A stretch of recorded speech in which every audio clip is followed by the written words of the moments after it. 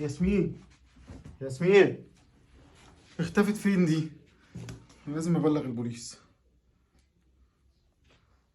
الو. اه يا باشا، لو سمحت يا باشا انا عايز اعمل بلاغ دلوقتي. انا مراتي اختفت من البيت بقى لها شويه وعمال ادور عليها ومش لاقيها وانا قلقان عليها جدا. مراتك كانت لابسة ايه يا ابني؟ معرفش يا باشا والله. طب طولها قد ايه؟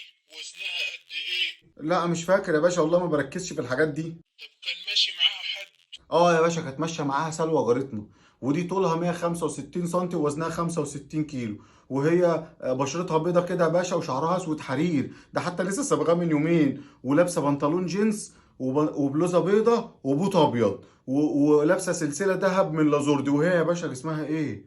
كرباج يا باشا، كرباج. ماشي ماشي، هنبقى ندور لك على مراتك وان شاء الله نلاقيها. لا يا باشا مراتي دي مش مهم، انا عايز سلوى يا باشا والنبي.